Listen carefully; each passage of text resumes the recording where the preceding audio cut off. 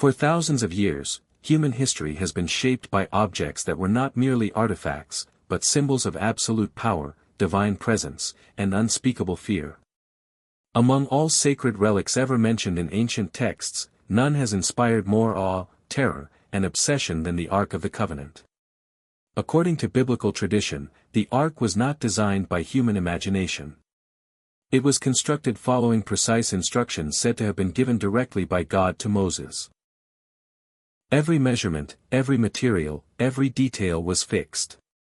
Built from acacia wood and overlaid with pure gold inside and out, the ark was crowned by the mercy seat, flanked by two golden cherubim whose wings overshadowed an empty space, believed to be the very throne of God on earth.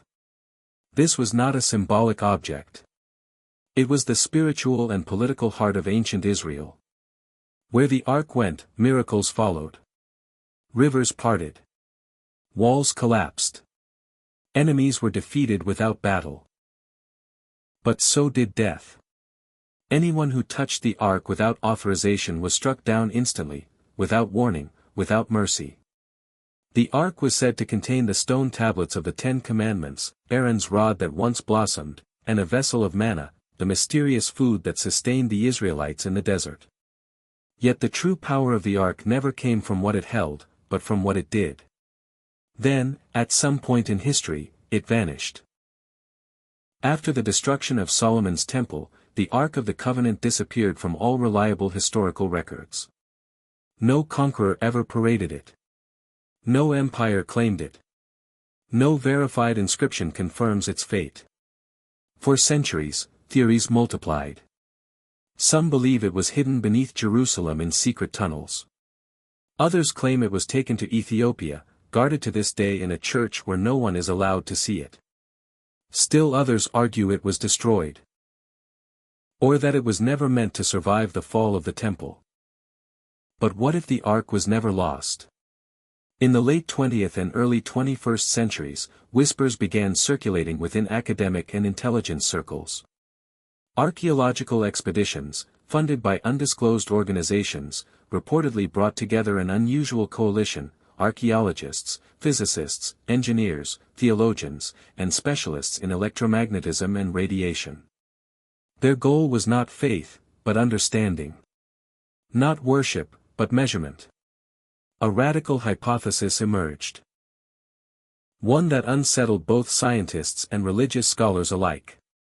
What if the Ark of the Covenant was not merely a sacred chest, but a highly advanced technological device? From a scientific perspective, the ark's construction is puzzling. A wooden box overlaid with gold inside and out resembles the structure of a capacitor, capable of storing and discharging electrical energy. The golden cherubim could function as conductive terminals. The strict rules prohibiting physical contact suddenly make sense if exposure meant fatal electric shock or intense electromagnetic discharge. This could explain the sudden deaths recorded in Scripture. It could explain why the ark had to be carried with insulated poles. It could even explain the battlefield phenomena attributed to it: psychological shock, environmental disruption, and sudden collapse of structures. And then came the most controversial claims of all. According to leaked testimonies from anonymous insiders, a relic believed to be the Ark of the Covenant was located within a heavily secured underground structure. There were no public announcements. No photographs. No official confirmation.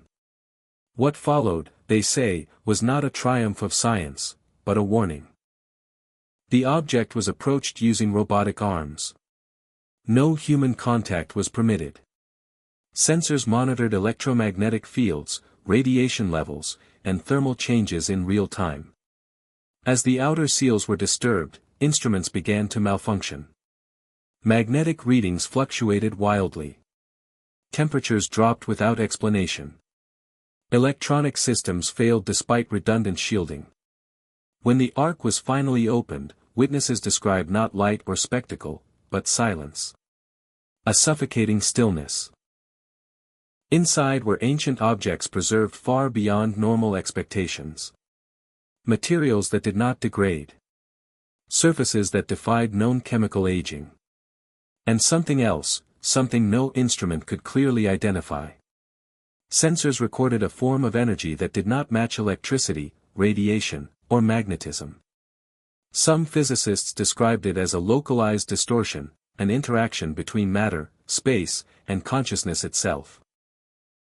A concept once dismissed as mysticism was suddenly being discussed in scientific terms. One theory suggested that the arc functioned as an amplifier, not of power, but of belief. That collective human consciousness, focused through ritual and faith, produced measurable physical effects.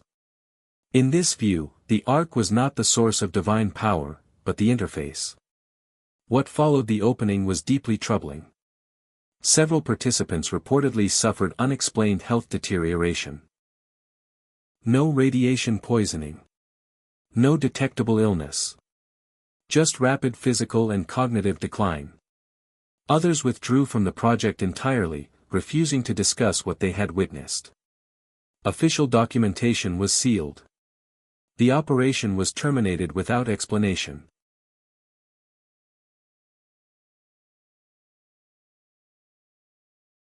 Why was the discovery never revealed to the world? Perhaps because the implications were too dangerous. If the Ark of the Covenant is real, and if it represents a lost convergence of technology, consciousness, and belief, then it challenges the foundations of both modern science and organized religion. It suggests that ancient civilizations may have understood forces we are only beginning to theorize. It raises the possibility that what we call divine may operate through laws we do not yet comprehend. And more disturbingly, it forces humanity to confront a boundary. Some objects are not meant to be mastered. They are meant to be respected. The Ark may never have been a weapon. It may never have been a miracle machine. It may have been a limit, a reminder of the line between human ambition and forces beyond our control. Today, if the Ark of the Covenant still exists, it may once again be sealed, hidden from a world not ready to understand it. Not because it is evil, but because knowledge without wisdom has always been humanity's greatest danger. And so the final question remains, suspended between faith and reason. When humanity opened the Ark of the Covenant, did we come closer to God?